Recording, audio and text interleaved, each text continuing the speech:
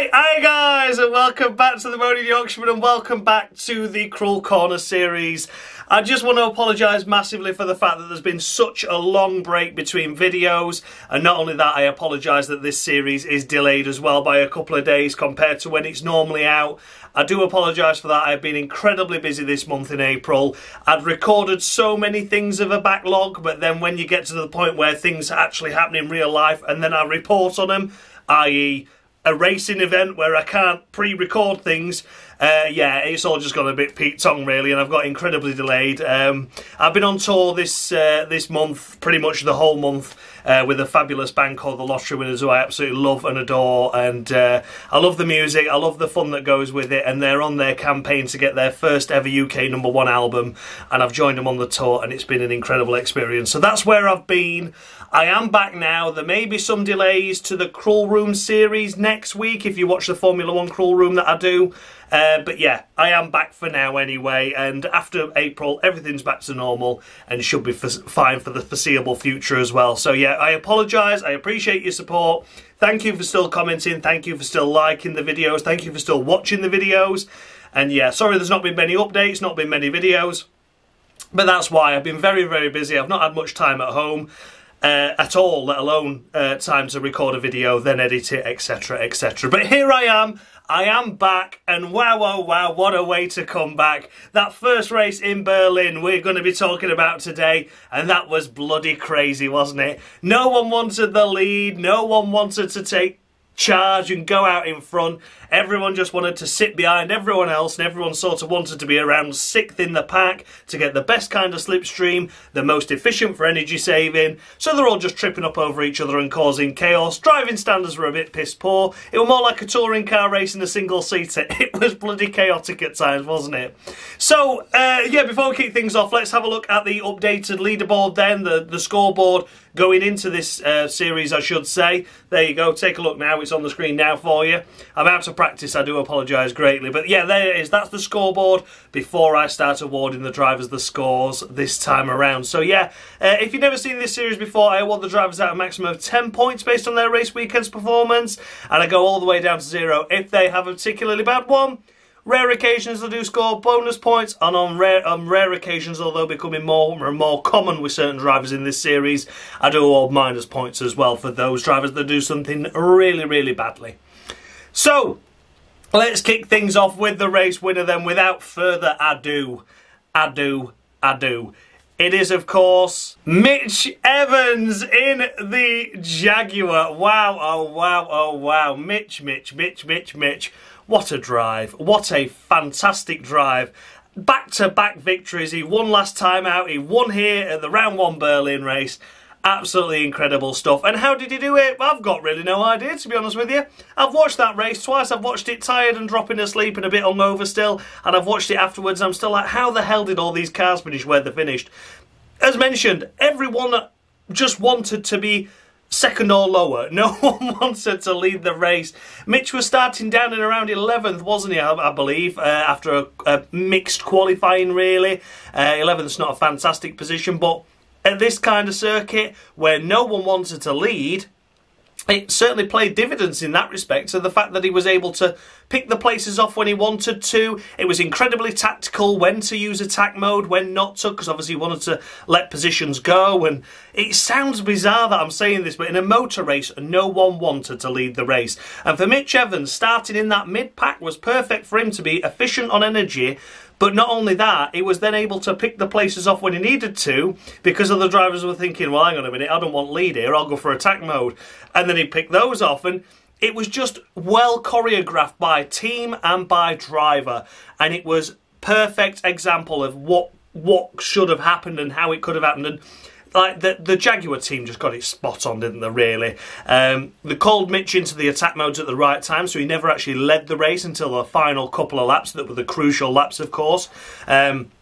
He was behind Buemi for a lot of it. Buemi were trying to slow down to let the Jaguars through at one stage. Buemi was more low on energy than the Jaguars behind. And they just played a fantastic pacey race.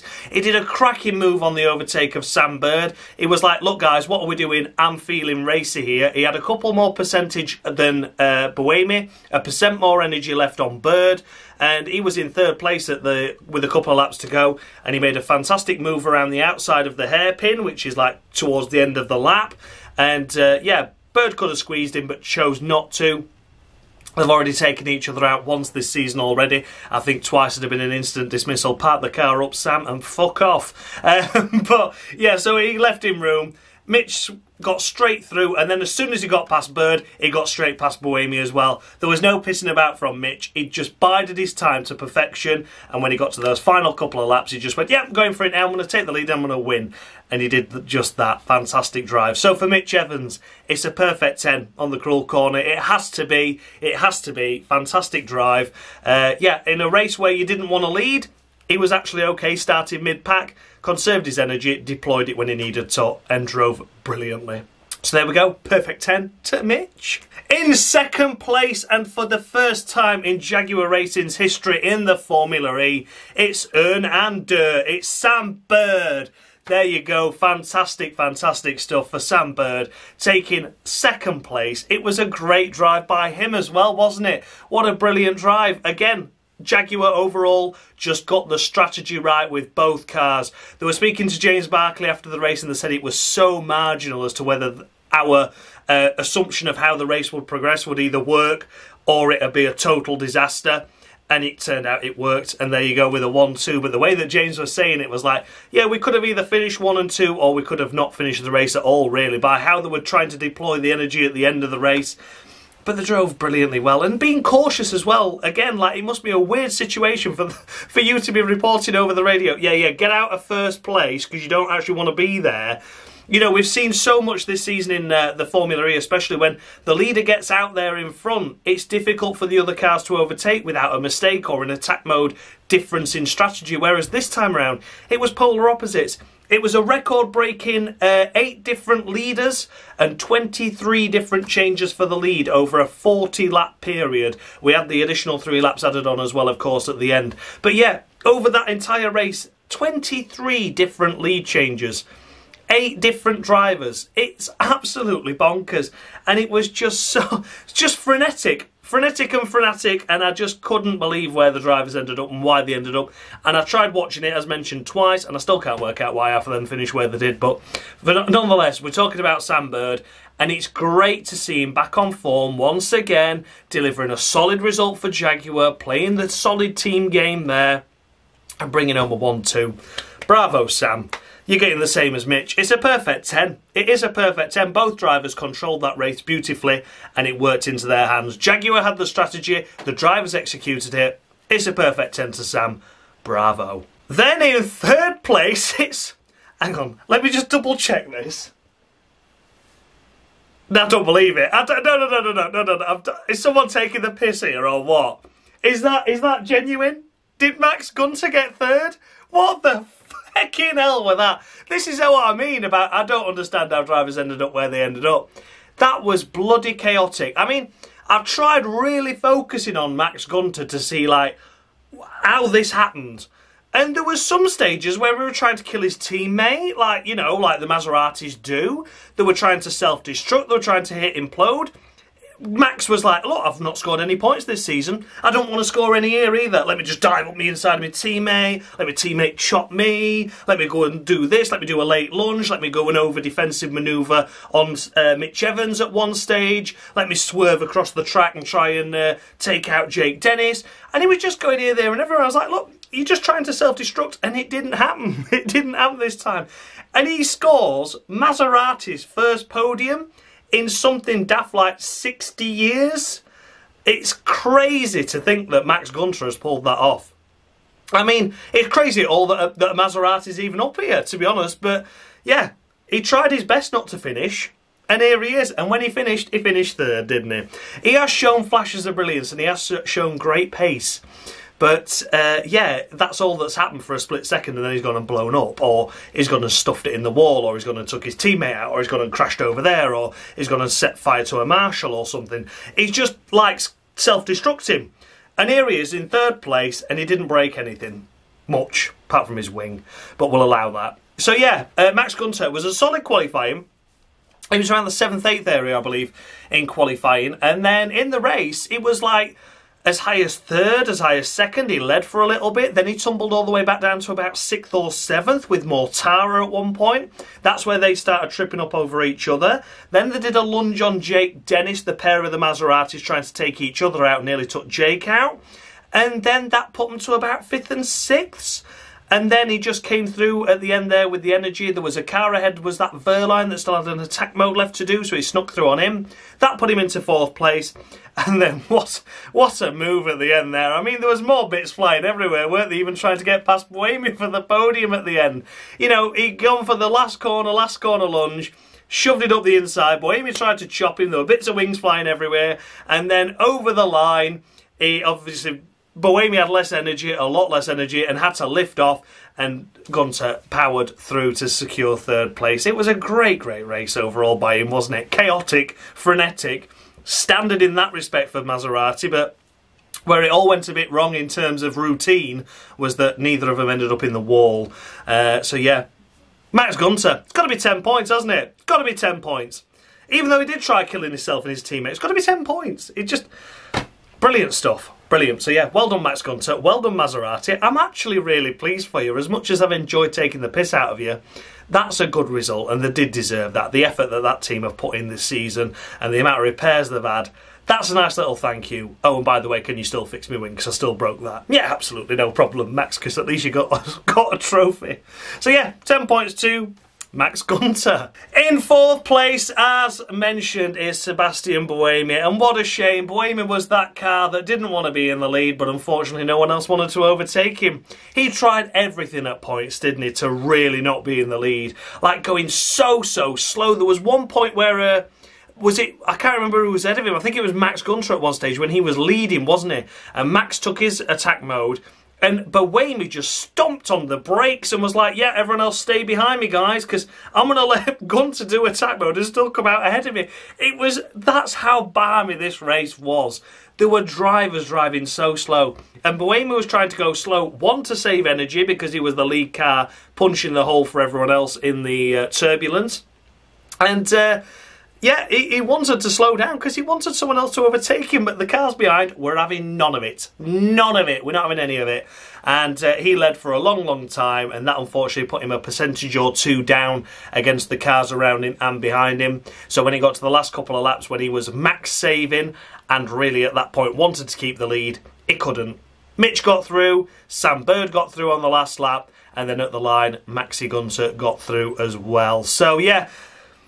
Bohemi, it was a great race overall, great points for Envision, nice to see him back in the points again. He had a couple of tough rounds, didn't he? I can't remember if it was last round or the round before where he'd not scored points. But yeah, it was a great race nonetheless by Bohemi. I think realistically it was the best he could have hoped for in the position he was in at that moment in time. He was stuck in the lead. He wasn't as efficient as the cars behind, and that's life. So yeah, Sebastian Bohemi, 9 points on the cruel corner to him. Yeah, a shame he didn't get on the podium, but still a solid result. So yeah, 9 points, Bohemi. Then we come to Mr. Consistency, Nick Cassidy in the other Envision car, finishing in 5th place. Great drive by Nick. If I remember rightly, he had a poor qualifying this time around. I might be wrong. I might be mixing that up with another race. I can't remember. But yeah, nonetheless, you know, Nick, once again, driving fantastically well in these Gen 3 cars.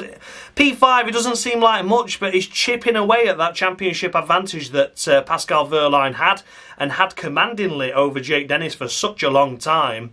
But now you've got the likes of Nick Cassidy closing in rapidly. You've got Mitch Evans winning 2 races on the bounce, where Wehrlein's only picking up a few points. It's a big championship swing coming their way, and the advantage that the Porsche and Andretti seem to have at the start of the season has rapidly gone in favour of the Jaguars and Envision. So it's going to be really interesting to see how this season plays out now, because it was looking at one stage like Wehrlein's lead was closable, but still untouchable in terms of like, oh yeah, closed up by a few points, and then Wehrlein extends it by a few at the next. But now it seems like the swing has gone into the other favour of the Jaguars and Envisions, and it's the Porsches and the Andrettis that are suffering, and it's like the balance has swung. So now it's just going to be them constantly picking up points over him every time, and could make for a really close championship end. So yeah, you know, Mr. Consistency Nick Cassidy in 5th place. It's not a stunning result, but it's a solid 10 points, and that is a good result there. And yeah, Nick Cassidy, it is going to be 8 points on the Cruel Corner to him. He's really impressing me this season, Nick. He's always had flashes of brilliance, but sometimes been a little bit silly or had races where he's just been nowhere. But this Gen 3 car has really suited him, and I can't think of a bad race he's had recently. So yeah, 8 points to Nick Cassidy. Next up, as mentioned, is Pascal Wehrlein. And what could be said for his race overall? He's here in 6th place. It's okay, I suppose. It's more points, but as mentioned, Nick Cassidy takes a couple more points off him again. Chipping away, chipping away. And, you know, Wehrlein looked at one point like he could have been the strong contender there. He had a good range of percentage over everyone else. He was inside the top 3 at one stage. But it just didn't happen because he didn't take his attack mode until late. So he had to take attack. That one ran out. He took attack again. He finished around 8th, 7th at that point anyway. And then that's where he stayed, finishing in 6th place. And that was only a result of Lotterer's 5-second time penalty as well, wasn't it? He was advantaged from that, and he overtook the car behind him on the line as well as that ran out of power. So he picked up 2 lucky places at the end there, otherwise that would have been 8th. So, yeah, a good drive overall, but a lucky finish, really, where he was relatively nowhere. So, yeah, as mentioned, the swing has seemingly gone in favour of Envision and Jaguar.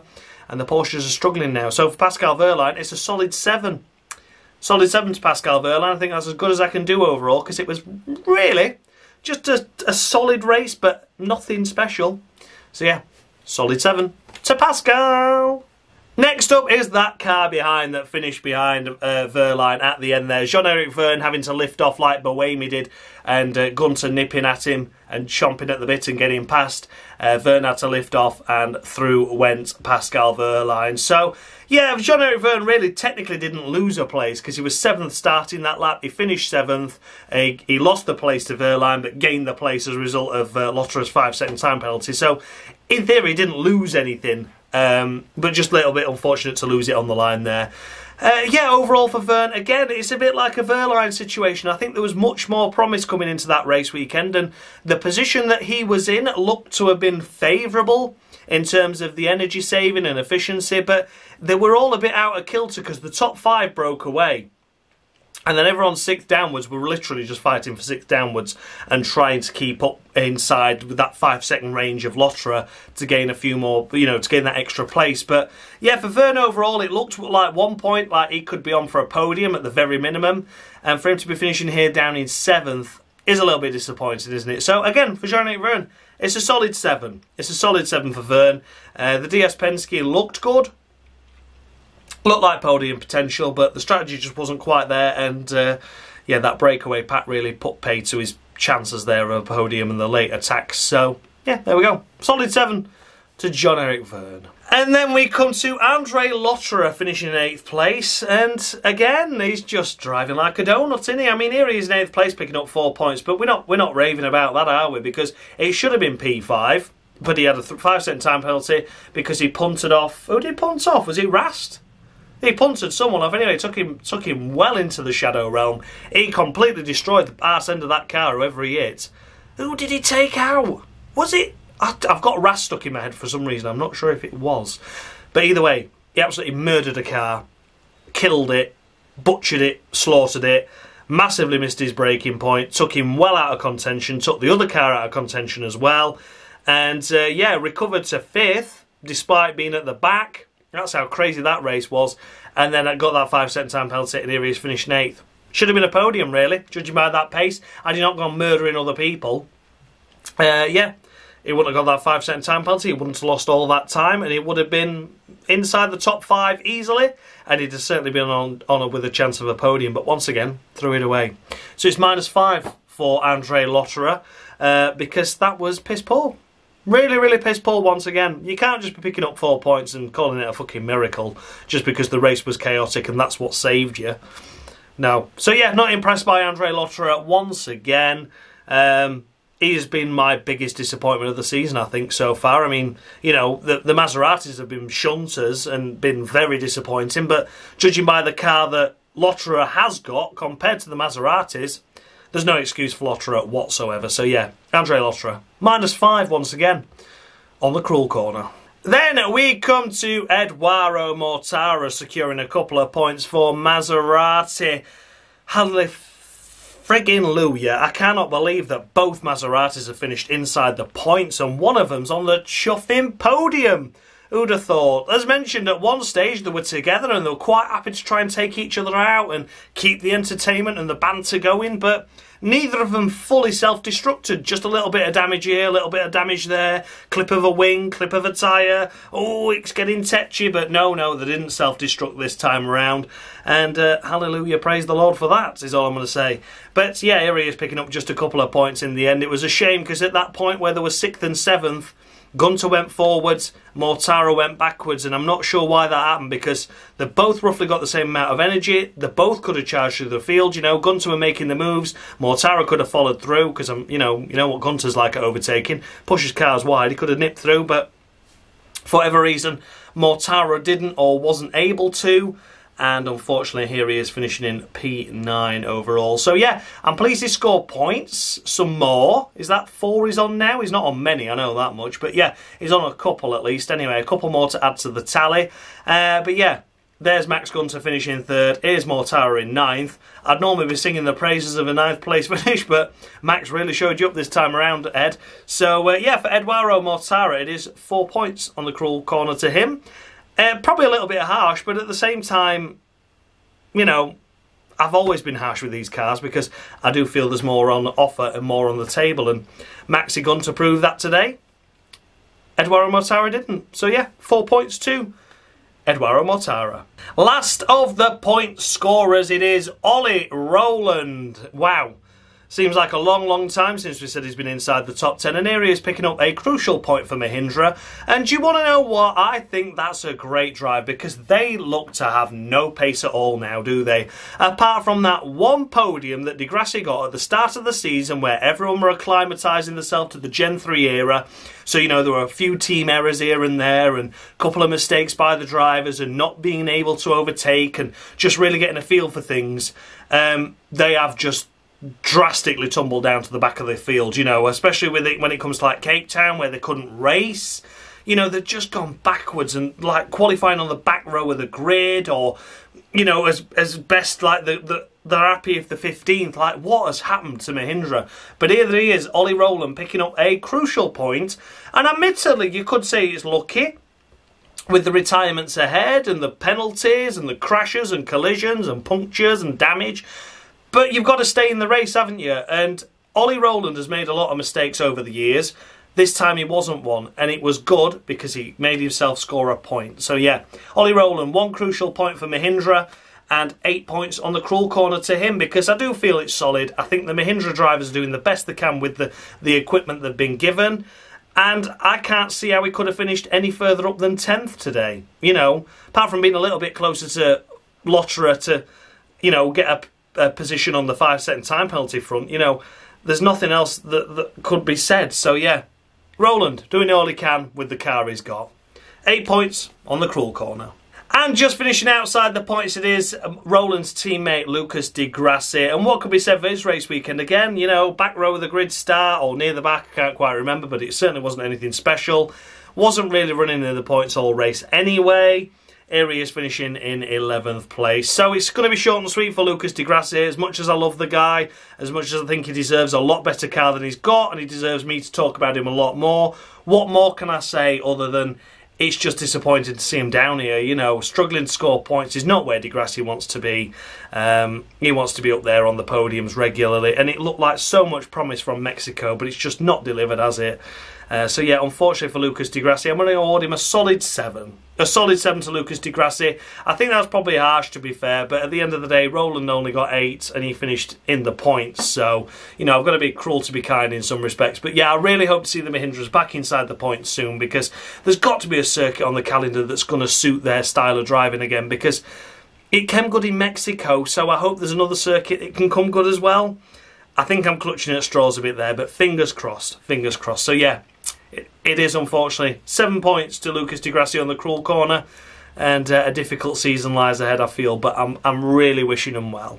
In 12th place, it is Sasha Fenistraz in the Nissan, and again, no pace at all this weekend from these guys. The Nissan's nowhere, towards the back again, never really running inside the points despite all the chaos and carnage, and here he is just finishing in 12th place.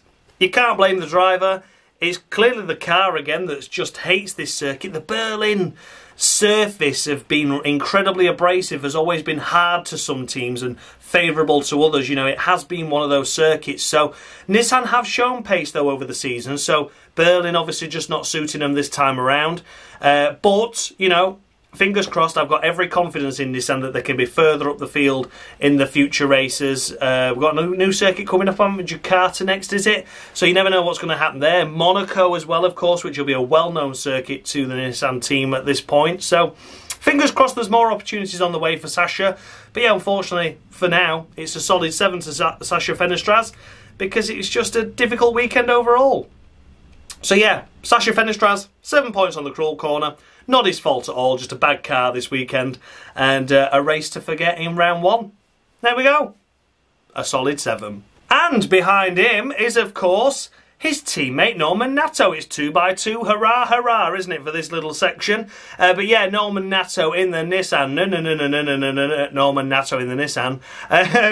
Yeah, again, a difficult weekend overall, really. Qualifying towards the back.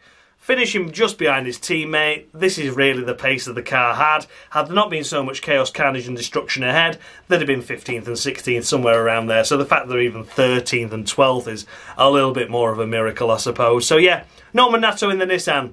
It's 6 points overall to him. Again, his teammate finished 1 position ahead, closer to the points. I did it for the Mahindras. I'm doing it here, you know. I don't really blame Norman at all, really, for what's happened this weekend. It clearly looks like it's more of a car circuit issue, you know. Can't quite adapt the car to the circuit. But, you know, there's drivers that have better weekends overall as well. So there's drivers that looked into positions, like Roland, that had a difficult car as well. So, yeah, 6 points to Norman Nato. And 2x2 once again, but we're going to kick things off, of course, with Robin Freins in the Abt Cupra. What could be said for Freins this weekend, really? It was okay. It was a solid weekend, wasn't it? Qualifying wasn't the best, but, you know, it's an Abt. It's slow. It's at the back of the grid. It's a difficult car to fight with, isn't it? And here he is finishing ahead of his teammate Nico Muller. So that has to be commended in some respects. But when we come to Nico Muller, you'll see what I'm going to score him and what I'm going to say about his race.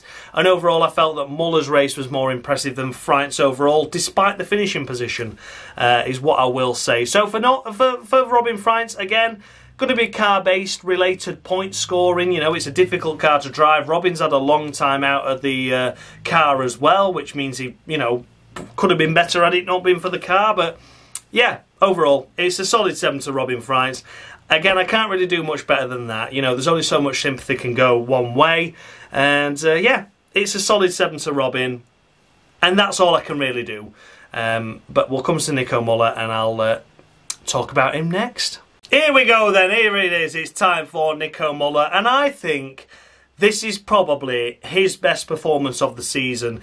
Here he is finishing down in, what are we now, talking about 15th, 16th, somewhere around there. So on paper, it looks like another poor showing by Abt, but, he had a solid enough qualifying. He wasn't towards the back, was he? He was in that sort of, what was it, 14th, 15th range? So that had to be commended. You know, it's a difficult car to drive. It's been a bag of shite all season.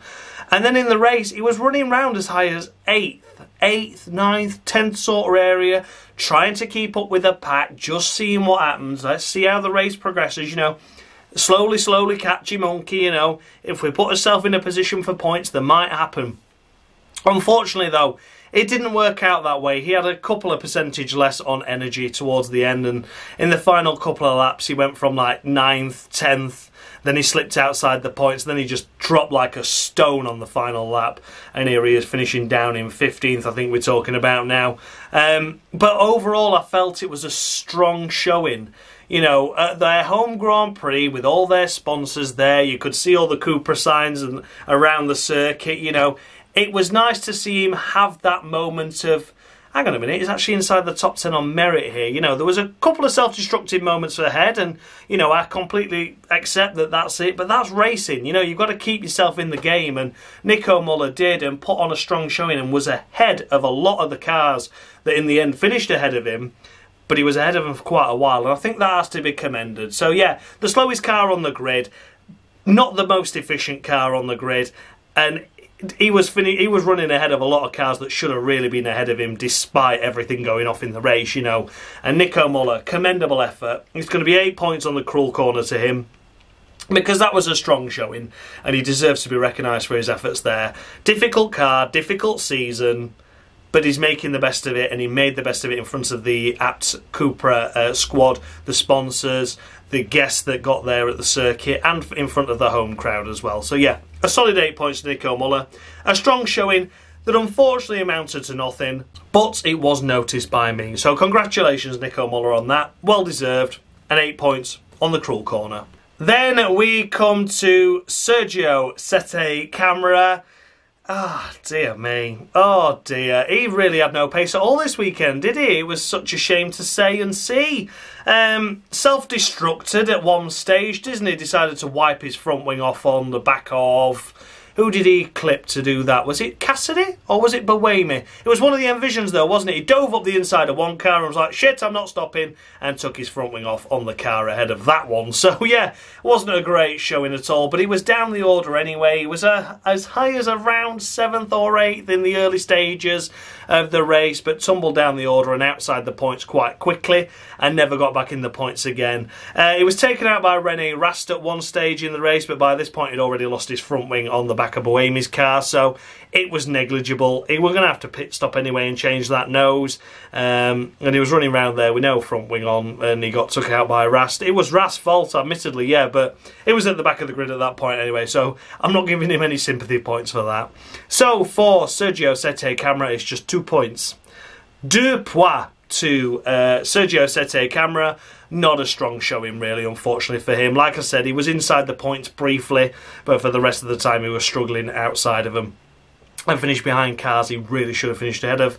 And had he used his head a little bit better and not tugging his wing off, it could have scraped a point or two, I think, judging by the pace of the cars and how everyone was tripping up over each other. If he'd have just bided his time, he could have maybe made something of this weekend, but instead he self-destructed like the Maseratis usually do. So yeah, just 2 points to Sette Camera. Next up, it is René Rast, and what could be said for his race weekend overall? Yeah, it weren't great, was it? I believe it was taken out by Lotterer, but I think I've got that wrong.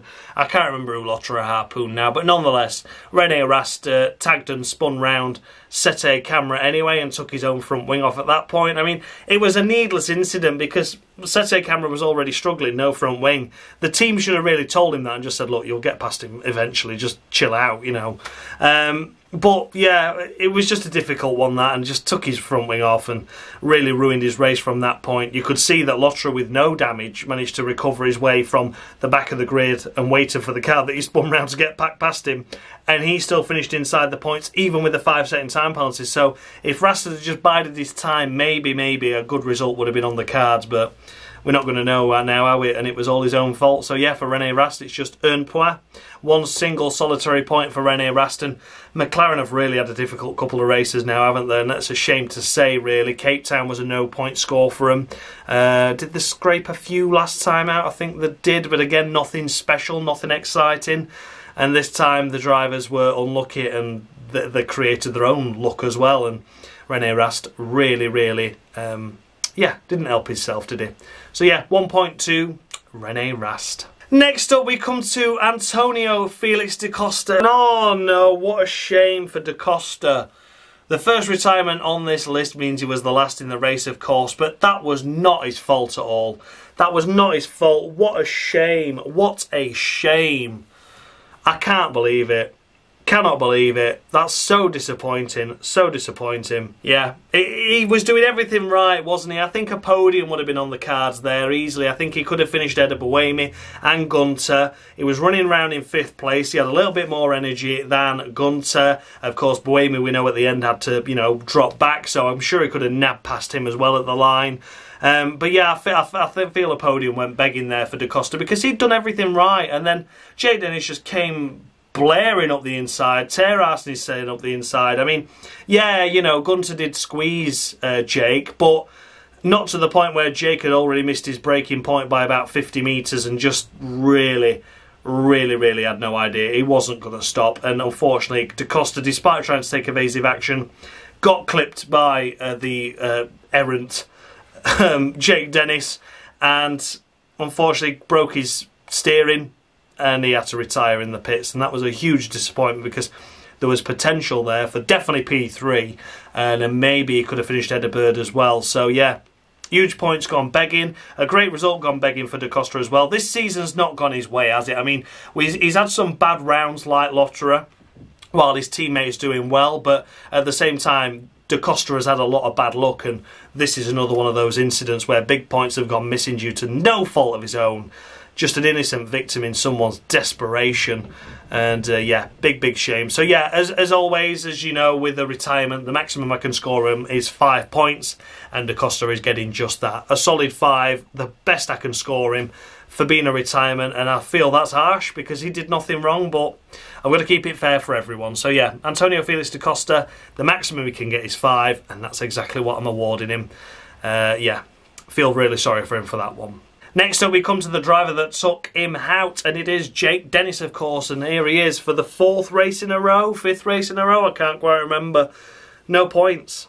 No points, so after such a strong start to the season in the first 3 races, the next 4, he scored nothing. Some of them his fault, some of them not his fault. You know, sometimes he's taken people out, other times he's been taken out, but you've got to create your own luck in this series, and that time was just absolutely desperate. I mean, you know, there was a sense of urgency to get past the Maserati or Gunter because both Maseratis lunged him at the hairpin trying to take each other out, and Jake Dennis had to avoid those, and that's what put him behind Gunter in the first place. But, you know, you've got to try and recover the points, Jake. You've got to think about this and think, right, okay, you know, I've lost a lot of points here. I've had 3 races where I've not had any points. I know I'm only down in 6th or 7th or wherever it was at that point.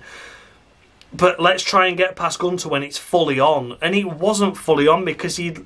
Yes, I know Gunter moved late and he shouldn't have moved that late. It was a little bit naughty. It was borderline naughty, that.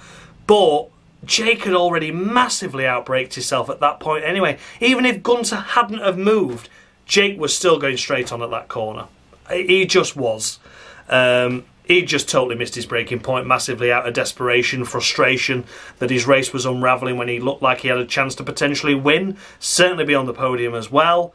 Yeah, it was a shame. It was big frustration, but ultimately it was Jake Dennis's fault. So for that reason, it's 0, especially because he took Da Costa out as well, who was a total innocent victim. That was a big shame. So yeah, big fat 0 to Jake Dennis. Then we come to Dan Tinctum. Oh dear, Dan. He's done so well this season, you know. He has done really well. He's had flashes of brilliance. He's had some fantastic qualifying laps. He's had some great pace. He's scored some great points. But this weekend, it just all unravelled for him, didn't he? He took the lead at the start. No one else wanted to, so he thought, well, I'll have it. And it was great to see him up at the front. Yes, we know he wasn't going to stay there, especially when we realised how crucial the slipstream was. Tried taking attack modes early, things like that, to try and not be in the lead, but everyone else was wise to it and did the same a lap after. And yeah, he tumbled down the order and was around in 7th place, and then Van Dorn was really there. I mean, Van Dorn was there, he was ahead of him actually. You know, there's Tinctum, there's Van Dorn, and then Tinctum just kept going over on him, and there was the gap in the pit wall, in the wall there to obviously have an excess point for the marshals and for the recovery vehicles, and he just kept pushing Van Dorn into it and took himself out, took Van Dorn out, big damage.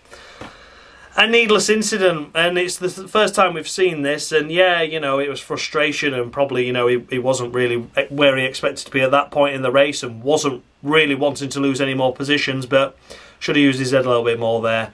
The pressure got to him, I feel. The great start got to him, and I think he just wanted to get inside the top 5, really, considering where he were at the start of the race. But instead of picking up just a couple of points and being happy with that, which he would have got, definitely would have got, instead he ended up creating big damage for the team, big damage for Van Dorn, and an incident that was totally 100% Tinktum's fault. So yeah, big fat 0 to Dan Tinktum, unfortunately. I don't want to criticise him, though, too much, because I do feel he has matured a lot this season.